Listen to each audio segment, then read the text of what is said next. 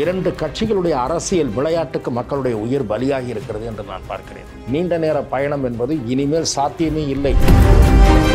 விஜய் அவர்களுடைய அரசியல் வளர்ச்சி சிலரால் தாங்கிக் கொள்ள முடியவில்லை என்பதை இப்போ Let's go holidays. It's time to travel beyond the boundaries. அழகு தரும் மூலிகைகள், ஆரோக்கியம் தரும் மருத்துவர்கள். டாக்டர் ஸ்ரீவர்மாஸ். அட என்னங்க சொல்றீங்க?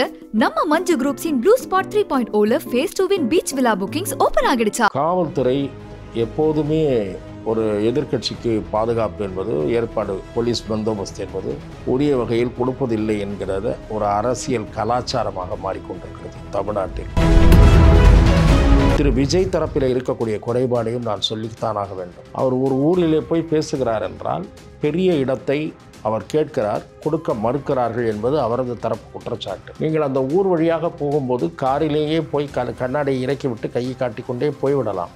என்னுடைய பலத்தை நான் காட்டியே பார்க்கிறேன், நீங்கள் எனக்கு நிபந்தனைகளாக விதிக்கிறீர்கள், பாருங்கள், பல்லாயிரக்கணக்கானவர் திரளுகிறார். அவருடைய அந்த கெத்து, இப்படி இரண்டு தரப்பும் மோதிக்கொள்வதில் அப்பாவி உயிர்கள் பலியாகி இருக்கின்றன. காவல்துறையினரும் உரிய அறிவுரைகளை வழங்கி இருக்க வேண்டும், வழங்கவில்லை. போதிய பாதுகாப்பை தர வேண்டும். இந்த நான் குறிப்பிட்ட 6 கூட்டங்களிலும் காவல்துறை மிக மோசமான பாதுகாப்பு ஏற்பாடுகளில் தான் ஈடுபட்டிருந்தது என்பதுதான் என்னுடைய பார்வை. என்னை பொறுத்தவரை இதை சொல்வதற்கு நான் உண்மையிலே வருத்தப்படுகிறேன். இரண்டு கட்சிகளுடைய போட்டிக்கு பகை உணர்ச்சி என்பது எந்த அளவுக்கு போயிருக்கிறது என்றால், அரசாங்கம் இவர்களுக்கு இடையூறு செய்வது. என்னை பொறுத்தவரை அவர் செய்தியாளர்களை சந்தித்து நடந்தது குறித்து தனது அதிர்ச்சியும் வருத்தத்தையும் தெரிவித்து அப்போதே அவர் கருத்து தெரிவித்திருந்தால் நன்றாக இருந்திருக்கும். ஆனால் இது மாதிரியான பார்ஷியாலிட்டியை எந்த கட்சி ஆளுங்கட்சியாக இருந்தாலும், அதிமுகவாக இருந்தாலும், திமுகவாக இருந்தாலும் கடைபிடிப்பது என்பது துரதிருஷ்டவசமான போக்கு. அது அரசியலை சீரழிக்கக்கூடிய போக்கு. பிகேநூட்ஸ் நேயர்களுக்கு வணக்கம். தற்போது நம்முடைய மூத்த பத்திரிகையாளர் திரு துக்ளக் ரமேஷ் அவர்கள் இணைந்திருக்கிறார்கள். தமிழகத்தில் நடந்து கொண்டு இருக்கக்கூடிய பல்வேறு அரசியல் சூழ்நிலைகள் குறித்து அவர்கள் விவாதிக்க இருக்கிறோம், பேசலாம். வணக்கம் சார். கிட்டத்தட்ட 40 பேர் கரூர் சம்பவத்தில் இறந்திருக்கிறாங்க அப்படிங்கிறத பார்க்க முடியுது. தமிழக வெற்றி கழகத்தின் தலைவர் விஜய் அவர்களுடைய கேம்பெயின் தொடங்கின காலகட்டத்திலிருந்தே மக்களுடைய அலை எப்படி இருக்குன்னு ஊடகங்கள் தொடர்ந்து வெளிச்சம் போட்டு காமிச்சு கொண்டிருந்ததை பார்க்க முடிஞ்சுது. நேற்று இந்த சம்பவம் நடைபெறுவதற்கு முன்னால் நாமக்கல்லும் சென்று வந்திருக்கிறார் அப்படிங்கிறத பார்க்க முடியுது. கரூரில் இந்த சம்பவம் நடந்திருக்கு அப்படிங்கிறப்ப பல்வேறு விமர்சனங்களையும் இந்த சம்பவம் உருவாக்கி இருக்கு அப்படிங்கிறத பார்க்க முடியுது. முதற்கட்டமாக உங்களோட பார்வை என்னன்னு தெரிஞ்சுக்கலாமா? எந்த இடத்திற்கு அரசியல் பரப்புரை மேற்கொள்ள சென்றாலும் மிகப்பெரிய அளவில் கூட்டம் வருவதை அவர் செயல்பட தொடங்கிய காலம் முதல் நாம் பார்த்து வருகிறோம். அது விக்கிரவாண்டியில் நடைபெற்ற மாநாடாக இருந்தாலும், அதன் பிறகு தேர்தல் பரப்புரை என்று தொடங்கி அவர் திருச்சிக்கு போனார், அரியலூருக்கு போனார், பெரம்பலூருக்கு போக முடியவில்லை. அதன் பிறகு திருவாரூர், நாகப்பட்டினம், பிறகு இப்போது நாமக்கல், கரூர் என்று போயிருக்கிறார். எல்லா இடங்களிலும் வெள்ளமென இளைஞர்களும் பெண்களும் திரண்டு வருகிறார்கள். இத்தனைக்கும் அவர் முதியவர்களும் கை குழந்தையுடன் வருகிற பெண்களும் வரவேண்டாம் என்று மிக தெளிவாகவே அறிக்கை விடுத்தார். ஆனாலும் கூட பெண்கள் குழந்தைகளுடன் வருவதை ஒரு பழக்கமாகவே கொள்ள ஆரம்பித்து விட்டார்கள். காவல்துறை எப்போதுமே ஒரு எதிர்க்கட்சிக்கு பாதுகாப்பு என்பது ஏற்பாடு, போலீஸ் பந்தோபஸ்து என்பது உரிய வகையில் கொடுப்பதில்லை என்கிறத ஒரு அரசியல் கலாச்சாரமாக மாறிக்கொண்டிருக்கிறது தமிழ்நாட்டில். பிற மாநிலங்களில் எப்படி இருக்கிறது என்று எனக்கு தெரியாது. செல்வி ஜெயலலிதா அவர்களுக்கு 2006 முதல் 2011 வரையிலான காலகட்டத்தில் அவர் பல்வேறு மாவட்டங்களுக்கு ஆர்ப்பாட்டங்கள் என்கிற வகையிலே பொதுமக்களை சந்திக்கிற ஒரு பயணத்தை மேற்கொண்டு வந்தார். அப்போதெல்லாம் அந்த கூட்டங்கள் பெரிய திடல்களில் நடைபெறும். ஆனால் அவரே மேடைக்கு செல்ல முடியாதபடி மிக நெருக்கமான மக்கள் திரளில் அவர் வண்டி ஊர்ந்து சென்று தான் மேடையை அடைய முடியும். போதிய எண்ணிக்கையில் போலீஸார் இருக்கவே மாட்டார்கள். நான் கண்ணால் பார்த்திருக்கிறேன். இது ஒரு மோசமான தமிழ்நாட்டில் இருக்கக்கூடிய அரசியல் கலாச்சாரம் என்று நான் பார்க்கிறேன். அதே நிலைமையைத்தான் திரு விஜயும் சந்திக்கிறார். இதை சொல்லுகிற அதே வேளையில் திரு விஜய் தரப்பில் இருக்கக்கூடிய குறைபாடையும் நான் சொல்லித்தானாக வேண்டும். அவர் ஒரு ஊரிலே போய் பேசுகிறார் என்றால் பெரிய இடத்தை அவர் கேட்கிறார், கொடுக்க மறுக்கிறார்கள் என்பது அவரது தரப்பு குற்றச்சாட்டு. நான் என்ன சொல்லுகிறேன், ஒரு பெரிய மைதானத்தை பிடித்து ஒரு பொதுக்கூட்டம் மாதிரி பேசுவதாக இருந்தால் நீங்கள் அந்த ஊர் வழியாக போகும்போது காரிலேயே போய் கண்ணாடியை இறக்கி விட்டு கையை காட்டிக்கொண்டே போய்விடலாம். உங்களை நெருங்கி வரக்கூடிய சூழல் உருவாகாதபடி அப்போதும் கூட காவல்துறையினருடைய ஒத்துழைப்பு தேவை. செல்வி ஜெயலலிதா ஒரு ஊர் வழியாக பயணித்து சுருக்கமான அளவு தூரத்தில் தான் அவர் பயணம் மேற்கொள்வார். நீண்ட தூரம் மேற்கொள்ள மாட்டார். அப்போது கயிறு கட்டியிருப்பார்கள், தடுப்புகள் அமைத்திருப்பார்கள். அந்த மாதிரியான ஏற்பாடுகளை தாவாக்கா செய்ய தவறிவிட்டது. காவல்துறையினரும் உரிய அறிவுரைகளை வழங்கி இருக்க வேண்டும், வழங்கவில்லை. போதிய பாதுகாப்பை தர வேண்டும். இந்த நான் குறிப்பிட்ட 6 கூட்டங்களிலும் காவல்துறை மிக மோசமான பாதுகாப்பு ஏற்பாடுகளில் தான் ஈடுபட்டிருந்தது என்பதுதான் என்னுடைய பார்வை. கடவுள் புண்ணியத்தால் தான் மீதி இடங்களில் இது போன்ற ஸ்டாம்பீடு பிரச்சனை நடக்கவில்லை. இங்கே மின்சார தடங்களும் ஏற்பட்டு அது இயற்கையாக நடந்ததா, செயற்கையாக அரங்கேற்றப்பட்டதா என்பது முழுமையான விசாரணைக்கு பிறகுதான் தெரிய வரும். ஆக அந்த மின்சாரம் இல்லாத சூழல், கூட்ட நெரிசல் எல்லாமாக சேர்ந்து ஒரு பெரும் துயரத்திற்கு, கொடூரமான சம்பவத்திற்கு வித்திட்டு விட்டது. விஜய் அவர்கள் தரப்பில் இருக்கக்கூடிய பிழை அல்லது பெரிய தவறு என்று நான் பார்ப்பது, நீண்ட தூரம் நான் ரோட் ஷோவில் வருவேன் என்பது ஒரு சரியான அணுகுமுறை அல்ல.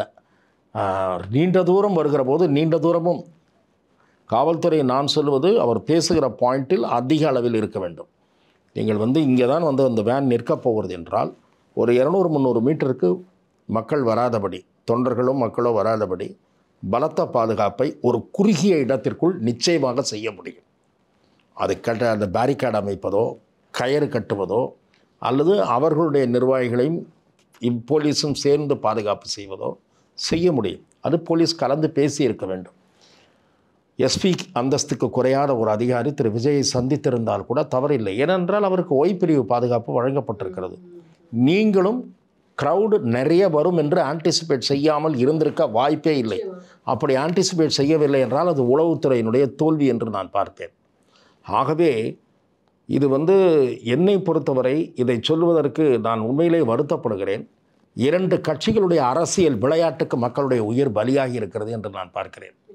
2 கட்சிகளுடைய போட்டிக்கு, ஒரு கட்சி இன்னொரு கட்சியை வீழ்த்த வேண்டும், இவன் வளரக்கூடாது, அதே போல் இவர்களை இறக்கியே ஆக வேண்டும் என்கிற அந்த விரோத பகை உணர்ச்சி என்பது எந்த அளவுக்கு போயிருக்கிறது என்றால், அரசாங்கம் இவர்களுக்கு இடையூறு செய்வது, எல்லா வகையிலும் இடையூறு செய்வது. அவர் தரப்பில் என்னவென்றால், என்னுடைய பலத்தை நான் காட்டுகிறேன், நீங்கள் எனக்கு நிபந்தனைகளாக விதிக்கிறீர்கள், பாருங்கள், பல்லாயிரக்கணக்கானோர் திரளுகிறார்கள் என்பதை பலத்தை காட்டுகிற ஒரு அவருடைய அந்த கெத்து. இப்படி 2 தரப்பும் மோதிக்கொள்வதில் அப்பாவி உயிர்கள் பலியாகி இருக்கின்றன. இதில் காவல்துறை தரப்புல இருந்து என்ன சொல்லப்பட்டிருக்கு அப்படின்னா, அவங்க அனுமதி கேட்டது 10,000, வந்தது 27,000, நாங்கள் அதுக்கு தகுந்த மேலே தான் காவல்துறை டிப்ளாய் பண்ணியிருக்கோம் அப்படின்னு அவங்க சொல்றாங்க. அனுமதி கேட்டால் 10,000 பேர் தான் சரியாக வருவார்கள் என்று காவல்துறை எதிர்பார்த்திருந்ததா?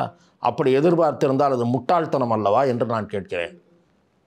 நான் என்ன சொல்லுகிறேன், கட்டுக்கடங்காமல் கூட்டம் வருகிறது. ஒரு புகழ்பெற்ற நடிகர் அவர்கள் 25,000 பேர் என்று சொல்லியிருந்தால் நீங்கள் 40,000 பேர் வருவார்கள் என்று கணக்கிட்டிருக்க வேண்டும். ஏனென்றால் அவர்கள் ஒன்றும் அப்படியே துல்லியமாக கணக்கு போட்டு கொடுக்க முடியாது. ஆகவே தான் நான் சொல்லுகிறேன், எல்லா 2 தரப்பிலும் பொறுப்பற்றத்தனம் இருந்திருக்கிறது. குறிப்பாக அதிகமாக அரசு தரப்பில் தான் இருந்திருக்கிறது என்று நான் பார்க்கிறேன். அது ஏன் அதிகமாக அரசு தரப்பில் என்று நம்ம எடுத்துக்கொள்ள வேண்டும்? அந்த கேள்விக்கு நான் பதில் எதிர்பார்க்கிறேன். அதுதான் நான் சொல்லுகிறேன். இதே கரூரில் நாடாளுமன்ற தேர்தலின் போது திரு உதயநிதி ஸ்டாலின் அவர்கள் பிரச்சாரம் செய்வதற்கு எந்த இடம் ஒதுக்கப்பட்டது என்கிற புகைப்படம் அவர் பிரச்சாரம் செய்கிற காட்சியோடு என்னிடத்தில் இருக்கிறது. 4 முனை, அது ஒரு பெரிய 4 முனை வீதி. ஏன் அந்த இடத்தை விஜய்க்கு நீங்கள் ஒதுக்கவில்லை? ஏன் குறுகலான அந்த வேலாயுதபுரம் என்கிற பகுதியை நீங்கள் ஒதுக்கினீர்கள்? கேட்டால் என்ன சொல்லுகிறார்? எடப்பாடி பழனிசாமி இதே இடத்தில் தான் பேசிவிட்டு போனார் என்று சொல்லுகிறார்கள். திரு எடப்பாடி பழனிசாமி அவர்களை நான் குறைத்து மதிப்பிட விரும்பவில்லை. அவரை விட விஜய்க்கு அதிகமாக கூட்டம் எல்லா இடங்களிலும் வருகிறது என்பதை நாம் உணர தவறுகிறோமா? அரசாங்கம் உணர தவறியதா? போலீஸுக்கு இது தெரியாதா? வேறு யாரை கூட விடுங்கள், போலீஸ் எத்தனை ஆண்டு காலமாக தமிழ்நாட்டில் இருக்கிறது. தமிழ்நாட்டினுடைய உளவுத்துறை மிகச்சிறந்த உளவுத்துறை என்று மதிப்பிடப்பட்ட துறை ஆயிற்று. உங்களால காமிக்க முடியுமா? தற்பொழுது திரு உதயநிதி அவர்கள் பேசிய புகைப்படம் உங்களிடம் இருக்கிறதுன்னு சொன்னீங்களே. இல்ல, அது புகைப்படமாக அந்த காட்சி இருக்கிறது நிச்சயமாக. 4/4/2024 கரூர் பேருந்து நிலைய ரவுண்டானா அந்த இடத்திலே அவர் பக்கத்திலே ஜோதிமணி அவர்களும் இருக்கிறார்கள்.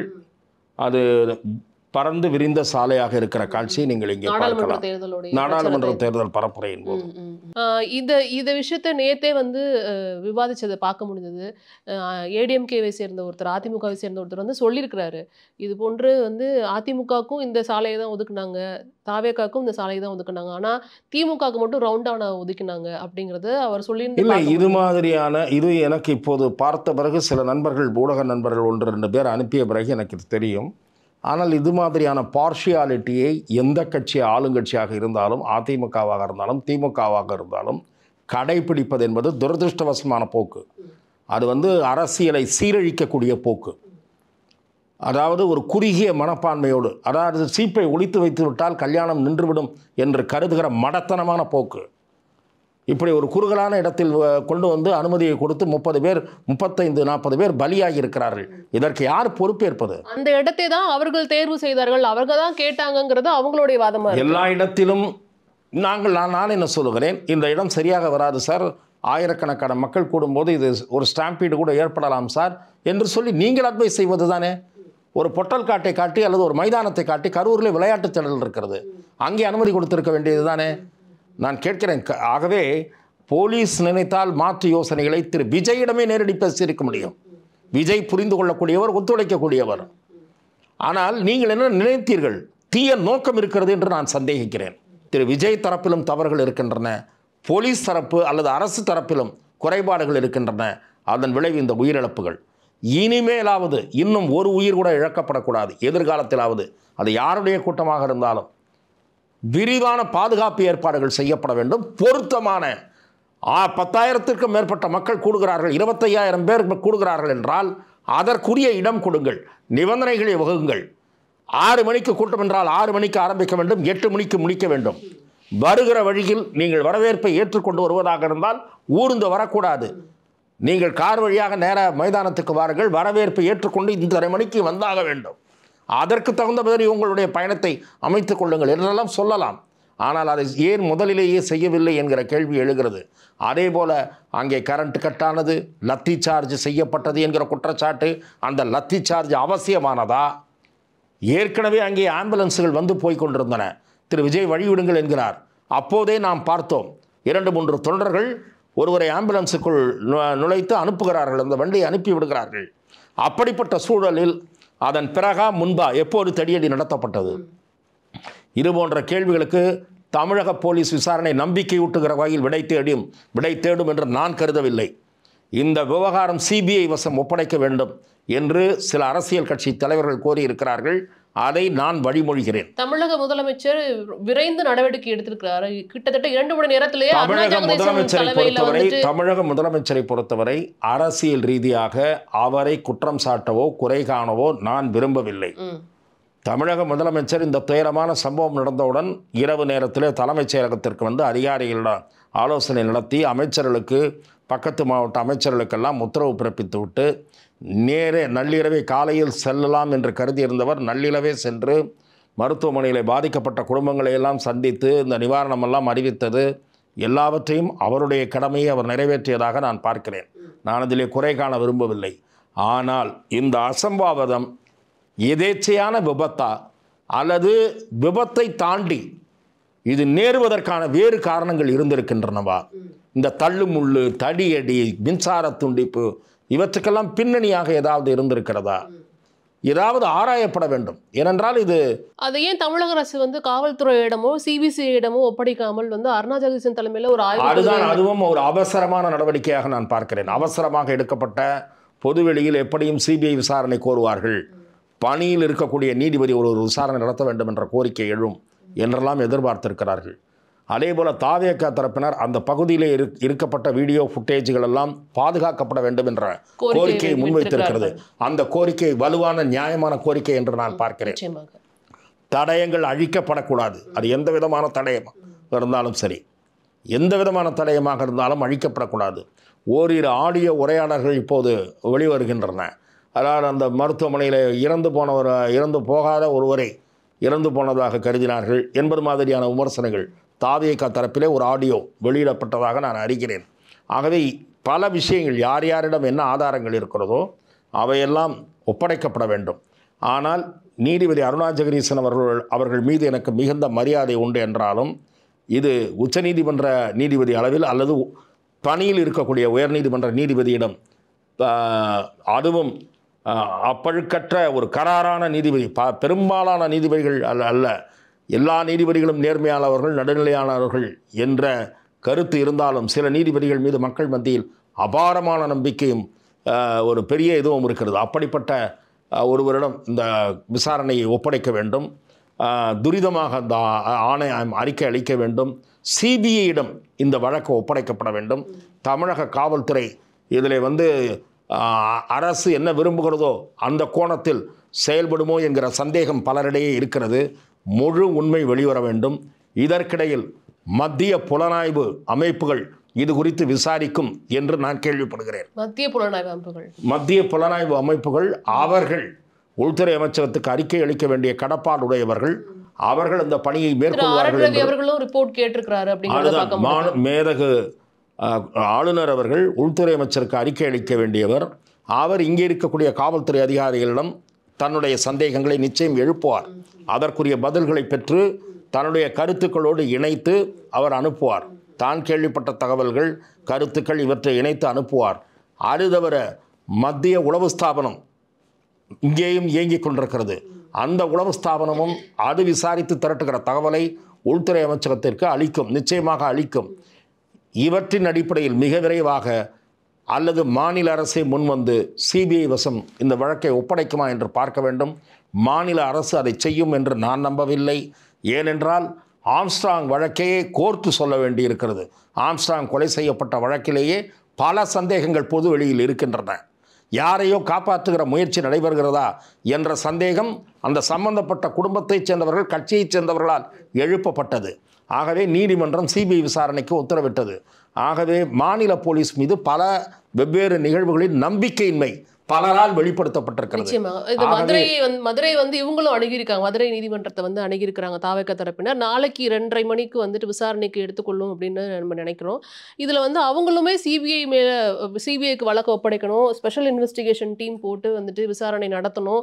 அது மட்டும் இல்லாமல் இதில் சதி நடந்திருக்குங்கிற வார்த்தையை அவங்க பயன்படுத்திருக்கிறத பார்க்க முடியுது. கல் எறிந்தார்கள் அப்படின்ற ஒரு விஷயத்த அந்த மனுவில் அவங்க கொடுத்துருக்குறாங்க.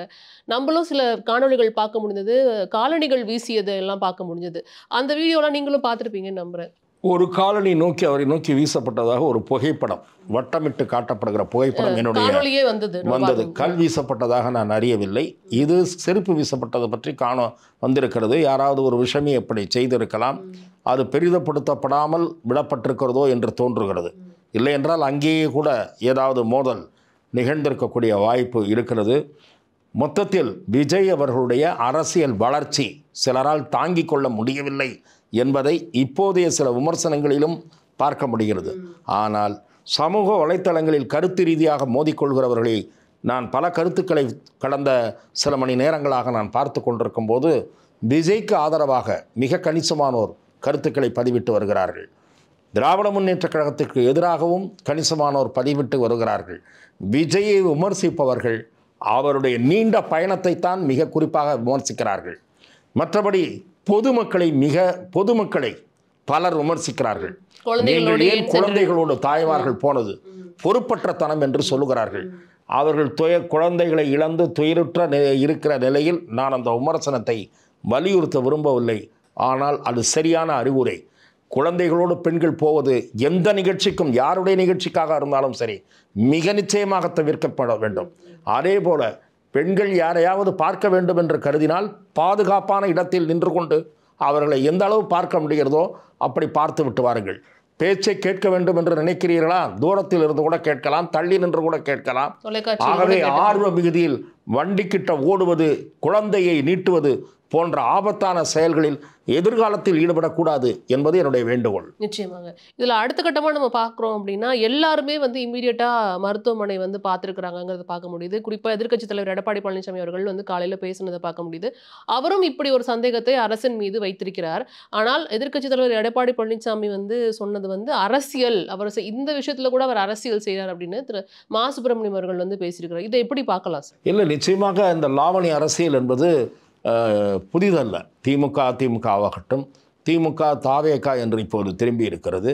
ஆகவே தமிழகத்தில் அந்த ஒரு அரசியல் என்பது நடந்திருக்கிறது.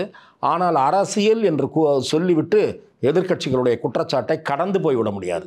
இந்த குற்றச்சாட்டு, இந்த விவகாரம் பொறுத்தவரை நிச்சயமாக முழுமையான தீவிரமான விசாரணைக்குரிய ஒரு கவலைக்குரிய விவகாரம் இது.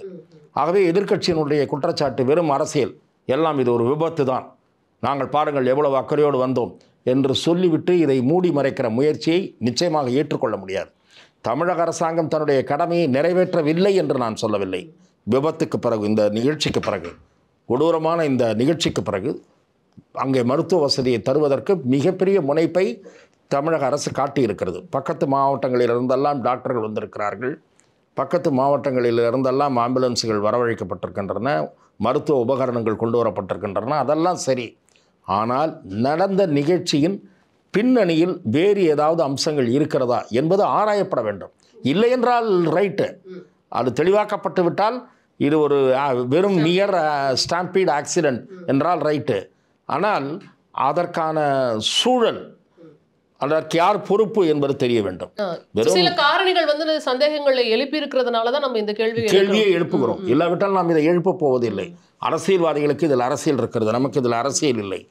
நம்முடைய நோக்கம், அதாவது இது போன்ற சம்பவங்கள் எதிர்காலத்தில் வராமல் இருப்பதற்கு, இது வெறும் விபத்தாகவோ ஸ்டாம்பீடாகவோ கூட்ட நெரிசலாகவோ இருந்துவிட்டால் அது நல்லது. இல்லை என்றால் வேறு ஏதாவது காரணிகள் இருந்தால் அப்படிப்பட்ட குற்றங்கள் எதிர்காலத்தில் தடுக்கப்பட வேண்டும், அப்படிப்பட்டவர்கள் தண்டிக்கப்பட வேண்டும். அதற்காகத்தான் நாம் இதை பேசிக்கொண்டோம். நிச்சயமாக. இப்போ அடுத்த கட்டமாக வந்து திரு விஜய் அவர்கள் மேலே இருக்கிற விமர்சனங்களை வந்து விவாதிக்கணும்னு நினைக்கிறேன். அவர் தாமதமாக வந்தார் அப்படிங்கிறது ஒரு பெரிய விமர்சனமாக இருந்தாலுமே, அவர் அதுக்கப்புறம் நேற்று திரும்பி போகும்பொழுது பத்திரிகையாளர்களை சந்திக்கலை, இன்னும் ட்விட்டரில் தான் வந்து கருத்துக்களை தெரிவித்துக் கொண்டிருக்கிறார் அப்படிங்கிறது வந்து ஒரு பெரிய விமர்சனமாக அவர் மீது வைக்கப்படுது. நிச்சயமாக நேற்று திரு விஜய் அவர்கள் அந்த பெரும் துயரத்திற்கு சம்பவம் நிகழ்ந்த பிறகு தன்னுடைய காரில் திருச்சி விமான நிலையம் சென்று புறப்படுவதற்கு எத்தனித்தார். ஓரிரு செய்தி நிறுவனங்கள் அவர் கரூர் செல்ல முடியுமா என்று முயற்சித்து காவல்துறை அனுமதி தர வாய்ப்பில்லை என்று உணர்ந்து கொண்டு அவர் புறப்படுகிறார் என்று அவர்கள் யூகத்தின் அடிப்படையிலோ யாருடனோ பேசியோ அந்த செய்திகளை வெளியிட்டதை நான் தொலைக்காட்சியில் கேட்டிருக்கிறாங்க. இல்லை, கேட்டதாக இவர்கள் பேசி தெரிந்து கொண்டார்களா? அவருடைய பயணம் தாமதமாகலாம், கரூரில் போய் பார்க்கிறாரா என்கிறது குறித்த எதிர்பார்ப்பும் இப்போது நிலவுகிறது என்று அவர் ஏர்போர்ட்டுக்குள் போகும்போது இந்த அனௌன்ஸ்மெண்ட், இந்த செய்திகள் எல்லாம் வருகின்றன. என்னை பொறுத்தவரை அவர் செய்தியாளர்களை சந்தித்து நடந்தது குறித்து தனது அதிர்ச்சியும் வருத்தத்தையும் தெரிவித்து அப்போதே அவர் கருத்து தெரிவித்திருந்தால் நன்றாக இருந்திருக்கும். ஒரு அரசியல் தலைவர், அதுவும் அரசியலில் தீவிரமாக ஈடுபட முடிவெடுத்து விட்டவர், இம்மாதிரி தவிர்த்து கொண்டே போவது, எல்லா விஷயங்களிலும் தவிர்த்து கொண்டே போவது, குறிப்பாக செய்தியாளர்களை சந்திக்க மறுப்பது, ஆக்சஸ், அவரிடம் பேசுவதற்கு ஒரு ஆக்சஸ் இல்லை. இந்த மாதிரியான ஒரு பெரிய கூட்டம் இருக்கிறது, ஒரு பெரிய பிரச்சனை வரும், இதையெல்லாம் தவிருங்கள் என்று யாராவது சொல்ல விரும்பினால் கூட யாரிடம் சொல்வது என்று தெரியவில்லை. இப்படி ஒரு ஆக்சஸ் இல்லாத லீடராக இருக்கிறார். டாக்டர் கலைஞர் அவர்களிடம் தகவல் தெரிவிக்க முடியும். முன்னாள் முதலமைச்சர் எம்ஜிஆர், திரு செல்வி ஜெயலலிதா, இன்றைய முதலமைச்சர் திரு ஸ்டாலின் அவர்களிடெல்லாம் ஒரு செய்தி போய் சேர வேண்டுமென்றால் சேர்க்க முடியும். திரு விஜய் அவர்கள் அந்த நிலைக்கு தன்னை அவரும் வைத்து கொள்ள வேண்டும். இது ஒன்று. இரண்டாவது, இந்த கூட்டம், நீண்ட நேர பயணம் என்பது இனிமேல் சாத்தியமே இல்லை. அவர் தன்னுடைய பயணத்தை குறிப்பிட்ட வகையில் அமைத்து கொண்டு மக்களை ஊர் வழியாக சந்தித்தாலும் அது காரிலே போக வேண்டும். இரண்டு பக்கமும் சாலையை ஒழுங்குபடுத்த வேண்டியது அவருடைய நிர்வாகிகள் பொறுப்பு. உள்ளூர் காவல்துறையினருடைய ஒத்துழைப்போடு அதை உறுதிப்படுத்த வேண்டியது தாவேக்காவினுடைய பொறுப்பு. அவர் பொதுக்கூட்டத்தில் பேசுவது தான் சிறந்த ஏற்பாடாக இருக்கும். இதில் வந்து தாவேக்காவை சேர்ந்த தலைவர்கள் மீது வழக்கு பதியப்பட்டிருக்கு அப்படிங்கிறத பார்க்க முடியுது. திரு புசி ஆனந்த் அவர்கள் மீது, அதுக்கு முன்னாடி வந்து அந்த கரூர் மாவட்டத்தோடைய மாவட்ட செயலாளர் மீது பதியப்பட்டிருக்கு. திரு சிடிஆர் நிர்மல்குமார் அவர்கள் மீது வந்து பதியப்பட்டிருக்குங்கிறத பார்க்க முடியுது. பிணையில் வெளியே வர முடியாத அளவுக்கு அங்கே வந்து வழக்குகள் பதியப்பட்டிருக்கு அப்படின்னு சொல்கிறாங்க. இது எப்படி சாத்தியம்? இது வந்துட்டு கைது செய்யப்படுவார்களா இவர்கள்? இல்லை, இது வந்து இம்மாதிரியான துயரம் சம்பந்த போது இந்த ஆர்கனைசர்ஸ் கொடுத்த உறுதிமொழியை மீறினார்கள் என்கிற அடிப்படையில் இந்த வழக்குகள் பதியப்பட்டிருக்கின்றன. அந்த வழக்கினுடைய விவரங்கள் எல்லாம் முழுமையாக வந்தால்தான் தெரியும். யாராக இருந்தாலும் வேற ஒரு கட்சி, ஆளுங்கட்சியாக இருந்தாலும் இதெல்லாம் பண்ணும். இதுவும் அரசியல் தான். நீதிமன்றத்தில் சந்திக்க வேண்டிய பொறுப்பு அவர்களுக்கு இருக்கிறது, சந்திப்பார்கள். இது வந்து நிச்சயமாக அவர்கள் பழிவாங்குகிற போக்கு என்று விமர்சனம் செய்வார்கள். ஆனால் சம்பந்தப்பட்டவர்கள் அந்த மாவட்ட செயலாளர் அனுமதி கோரியிருப்பார். அவர் அனுமதி கோரிய போது என்ன நிபந்தனைகள் அவரிடம் விதிக்கப்பட்டனவோ அவற்றை அந்த நிபந்தனைகள் மீறப்பட்டிருந்தால் நிச்சயம் வழக்கு பதிவு தான் செய்வார்கள். அதை நாம் குறை காண முடியாது. ஆனால் இதை விசாரித்து சரியான பிரிவுகளின் தான் வழக்கு பதியப்பட்டிருக்கிறதா அல்லது கொடுங்குற்றங்கள் சம்பந்தப்பட்ட பிரிவுகளின் கீழ் வழக்கு பதிவு செய்யப்பட்டிருக்கிறதா, அது சரியானது தானா என்பதையெல்லாம் மேல் நீதிமன்றங்கள், கீழமை நீதிமன்றங்கள் ஆராயாமல் பிணை கிடைக்காவிட்டாலும் மேல் நீதிமன்றங்களில் நிச்சயமாக அவர்களுக்கு ரிலீஃப் கிடைக்கும் என்று தான் நான் நினைக்கிறேன். நிச்சயமாக. ஸோ அடுத்த கட்டமாக வந்து விஜய் அவர்கள் வெளியில் வந்து செய்தியாளர்களை சந்திப்பார்களா அப்படின்றது கேள்வியாக இருந்தாலும் இந்த விஷயத்தை வந்து எப்படி அவர் ஹேண்டில் பண்ணுவார், அடுத்த கட்டத்தை நோக்கி எப்படி நகருவார், முடக்கப்படுவாரா திரு விஜய் அவர்கள் இந்த சம்பவத்தினால அப்படிங்கிற கேள்விகள்லாம் எழுந்துறதை பார்க்க முடியுது. நிச்சயமாக இந்த மாதிரியான சந்தேகங்கள் பொதுவெளியிலே கடந்த 24 மணி நேரம் கடந்த பல மணி நேரமாக விவாதிக்கப்பட்டு வருகிறது. விஜய் அடுத்த சில வாரங்களுக்கே வெளியே வர முடியாதா என்கிற அளவுக்கு பேசி கொண்டிருக்கிறார்கள். இன்றைக்கு ஒரு சிறு கும்பல், ஒரு 10 பேர் கொண்ட கும்பல் அவர் வீட்டு முன்னாடி போய் கோஷமிட்டதெல்லாம் செட்டப், கூலிக்கு மாரடிப்பவர்கள் போல அனுப்பப்பட்டவர்களோ என்று தான் பார்க்க வேண்டியிருக்கிறது. இதற்கு முன் இவர்களெல்லாம் எங்கே போனார்கள், கள்ளச்சாராய சாவுகளின் போது இந்த கோஷ்டியெல்லாம் எங்கே போனது என்கிற கேள்வியெல்லாம் இயல்பாக எழும். இது ஒரு பக்கம் இருக்கட்டும். திரு விஜய் அவர்கள் உடனடியாக அவர் அந்த பாதிக்கப்பட்ட குடும்பங்களை சந்திப்பதற்குத்தான் அவர் முற்படுவார் என்று நான் பார்க்கிறேன். நிச்சயமாக அவர் போவார். நான் அதில் எனக்கு எந்த மாற்று கருத்தும் இல்லை.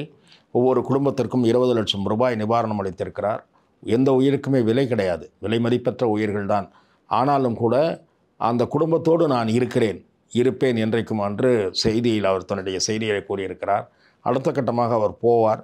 தனது பயணத்தை ஒரு 10 நாளோ 15 நாளோ அவர் தள்ளி போடலாமே தவிர அரசியல் பயணம் என்பதை இந்த சம்பவத்தின் காரணமாக அவர் முடங்கி விடுவார் என்றோ அல்லது முடக்கப்பட்டு விடுவார் என்றோ நான் பார்க்கவில்லை.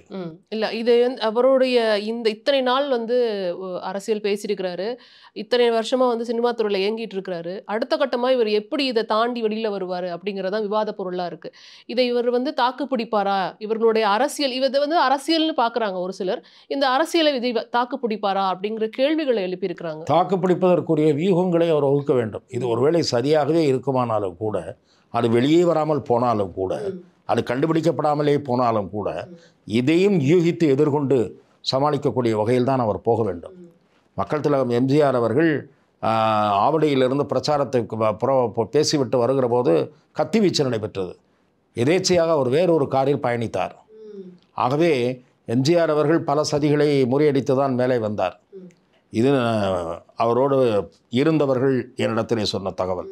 அவரோடு பழகிய பலரோடு நான் அவருடைய செய்தியாளர் சந்திப்பை எல்லாம் கவர் செய்திருக்கிறேன். அது வேறு விஷயம். இது ஆரம்ப காலத்தில், இது அவருடைய 72 to 74 காலகட்டத்தில் நடந்ததை நான் சொல்கிறேன். KAK போன்றவர்கள் என்னிடத்திலே தெரிவித்த தகவல். நான் பின்னாளில் பத்திரிகையாளராகும் போது KAK அவர்களோடு மிக நெருக்கமாக பழகுகிற வாய்ப்பை பெற்றேன். அப்போது சொன்ன தகவல். அரசியலிலே சதி, சூழ்ச்சி இவையெல்லாம் இருக்கும். விஜயிடம் நான் இன்னொரு குறைபாடும் பார்க்கிறேன். பழுத்த அனுபவஸ்தர்கள் அவர் பக்கத்தில் இல்லாதது ஒரு குறை. அரசியலில் அனுபவஸ்தர்கள் பக்கத்தில் இருக்க வேண்டும். கேப்டன் விஜயகாந்த் அவர்கள் அரசியல் இயக்கத்தை ஆரம்பித்த போது பழுத்த அனுபவஸ்தரான பண்ருட்டியார் அவர்கள் அவர் பக்கத்தில் இருந்தார். பண்ருட்டி ராமச்சந்திரன் அவர்கள் இருந்தார். அதுபோல் விஜய் அவர்களும் பிற கட்சியில் இருக்கக்கூடிய நல்ல அனுபவஸ்தர்களை தன் பக்கம் வைத்துக் கொள்வது, பல பேர் அவரோடு பயணிக்க விரும்புகிறார்கள். அத்தகையவர்களை அவர் பயன்படுத்திக் கொள்வது நல்லது. நிச்சயமாக.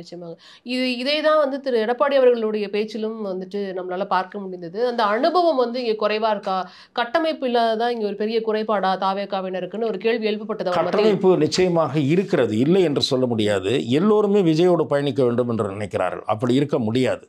நான் சொல்லுகிறது தலைமை கழக நிர்வாகிகள் என்று இருந்தால் அவர்கள் அந்த முன்னாடியே போய் உட்கார வேண்டும். எல்லாரும் விஜய் வண்டியில் வந்துட்டு இருக்காங்க.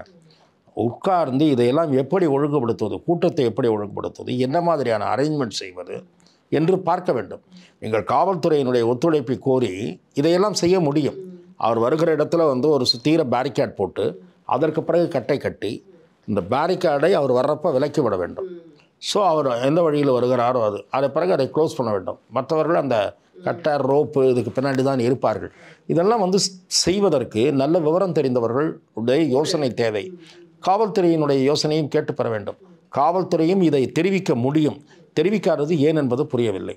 நிச்சயமாக இதை தாண்டி அடுத்த கட்ட தலைவர்கள், அரசியல் தலைவர்கள் வந்து நிறைய விமர்சனங்களை வைத்திருக்கிறத பார்க்க முடிந்தது. குறிப்பாக வந்து திரு அண்ணாமலை அவர்கள் தமிழக அரசின் மீது வந்து ஒரு அரசியல் விமர்சனத்தை வச்சிருக்கிறாரு. தமிழக அரசின் மீது தான் வந்து குறைபாடு, சரியான பாதுகாப்பு அவங்க கொடுக்கல அப்படிங்கிறத சொல்ல முடியுது. அவர் சொன்னதை பார்க்க முடியுது. அது மட்டும் இல்லாமல் சிபிஐயிடம் வழக்கை ஒப்படைக்க வேண்டும் அப்படின்னு சொன்னதுக்கு பின்னாடி மத்திய அரசு அவங்களுக்கு கை கொடுக்குங்கிறதுனால அவங்க சிபிஐ நோக்கி போகிறாங்க. அப்போ விஜய்க்கும் அவருக்கு மத்திய அரசுக்கும் வந்துட்டு தொடர்பு இருக்குங்கிறது இதிலிருந்தே புரிஞ்சுக்கோங்க அப்படிங்கிற விமர்சனங்கள் எல்லாம் வைக்கிறத பார்க்க முடியும். இல்லை, இதெல்லாம் வந்து ஐ ஃபீல் இட் ரப்பிஷ். அதாவது மாநில போலீஸ் மீது நம்பிக்கை இல்லாமல் மத்திய போலீஸினுடைய விசாரணை வேண்டும் என்று கேட்டால், உடனே உங்களுக்கு பாஜகவோட உறவு வந்து விட்டதா என்று கேட்டால் அபத்தம். அவர் பாஜகவை சேர்த்து தான் விமர்சித்து கொண்டிருக்கிறார். பாஜகவோடு உறவு இருக்கிற காரணத்தால் அதிமுகவையும் சேர்த்து விமர்சிக்கிறார். அவருக்கு எப்படி பாஜகவோடு தொடர்பு இருக்க முடியும்? அண்ணாமலை அவர்கள் ஐபிஎஸ் அதிகாரியாக பணியாற்றியவர் என்ற முறையில் காவல்துறையினுடைய செயல்பாட்டில் எங்கே தொய்வு இருக்கிறது என்ற அவர் சுட்டிக்காட்டியிருக்கிறார். அவர் காவல்துறையில் பணியாற்றியவர், பல பெருங்கூட்டங்களை பார்த்திருக்கக்கூடிய அனுபவத்தை பெற்றவர், ஐபிஎஸ் அதிகாரி. ஆகவே ப்ரமோட்டட் ஐபிஎஸ் கூட அல்ல, படித்து ரேங்க் வாங்கிய மெரிட்டில் வந்த ஐபிஎஸ் அதிகாரி. இங்கே அது மாதிரி ஆளுங்கட்சியினுடைய ஜால்ரா அதிகாரியாக பணியாற்றுபவர் அல்ல, நேர்மையான அதிகாரி என்று பெயர் எடுத்தவர். ஆகவே திரு அண்ணாமலையினுடைய கருத்து அலட்சியப்படுத்தக்கூடியதல்ல. அதை விஜய் ஏற்றுக்கொண்டார். ஆகவே 2 பேருக்கும் உறவு என்று யாராவது ஒரு கட்சி விமர்சிக்குமானால் பிதற்றல் என்று நான் கூறுவேன். நிச்சயமாக இதில் பல்வேறு விமர்சனங்களை நீங்களும் சமூக வலைதளங்களில் வந்து பார்த்துருந்துருப்பீங்க. அதில் உங்களுக்கு சந்தேகமான கூடிய விமர்சனமாக என்ன இருந்ததுன்னு நான் கேட்கணும்னு நினைக்கிறேன். ஏன்னா நிறைய பேர் வந்துட்டு திரு செந்தில் பாலாஜி அவர்கள் எப்படி 10 நிமிடத்தில் வந்து மருத்துவமனைக்கு சென்றார், திரு அன்பில் மகேஷ் அவர்கள் வந்து இம்மீடியட்டாக வந்து அட்ரஸ் பண்ணுறாரு, இங்கே வந்து பரபரப்பாக தலைமைச் செயலகத்தில் ஒரு கூட்டம் நடக்குது, வேறு எந்த விஷயத்தையும் இவங்க இப்படி அட்ரஸ் பண்ணலையே அப்படிங்கிற விமர்சனங்களாக வைக்கப்படுது. அது சரி நீங்கள் நினைக்கிறீங்களா? இல்லை, அது என்ன நினைக்கிறாங்கன்னா, அப்படி விமர்சனம் வைப்பவர்கள் எல்லாம் அவர்கள், நான் சொல்லுவது, இவர்கள் விஜய் இதில் மாட்ட மாட்டாரா, விஜய் மேலே அதிருப்தி திரும்பாதா என்கிற காரணத்தினால தான் இவ்வளோ பரபரப்பை காட்டுகிறார்கள் என்று விமர்சனங்களை முன்வைக்கிறார்கள். திரு செந்தில் பாலாஜி அவர்களுடைய முகநூல் பக்கத்திலேயே நடந்ததற்கு அவர் பெரிய வருத்தம் தெரிவித்து ஒரு பெரிய பதிவை வெளியிட்டிருக்கிறார். அந்த பதிவின் கீழே பெரும்பாலானவர்கள் அவருடைய வருத்தத்தை ஷேர் செய்து கொள்கிறார்கள். ஆனால் அதே பதிவின் கீழே கமெண்ட் பதிவிட்டிருக்கிற சில பேர் செந்தில் பாலாஜியே விமர்சித்திருக்கிறார்கள், நேரடியாக குற்றம் சாட்டியிருக்கிறார்கள். என்னை பொறுத்தவரை அரசாங்கம் முனைப்பு காட்டியது என்பதை நான் ஏற்றுக்கொள்கிறேன். ஆனால் அதை விபத்து என்று ஒரு முழுமையான விசாரணை வராமல் நான் ஏற்றுக்கொள்ள தயாராக இல்லை. நிச்சயமாக இது வந்து நாளைக்கு 2:20 மணிக்கு வந்து மதுரையோட நீதிமன்றத்தில் வர இருக்கு விசாரணை. அதுக்கப்புறம் தான் இது அடுத்த கட்டத்துக்கு நோக்கி நகரும்னு நினைக்கிறேன். ஸோ அடுத்தடுத்த கட்டங்களில் கண்டிப்பாக ஒரு நேர்காணலை சந்திப்போம் சார். உங்களோட நேரத்திற்கு நன்றி சார். நன்றி. Let's go holidays. It's time to travel beyond the boundaries. அழகு தரும் மூலிகைகள், ஆரோக்கியம் தரும் மருத்துவர்கள். டாக்டர் ஸ்ரீவர்மாஸ். அட என்னங்க சொல்றீங்க? நம்ம மஞ்சு குரூப்ஸின் ப்ளூ ஸ்பாட் 3.0ல phase 2 beach villa bookings open ஆகிடுச்சா?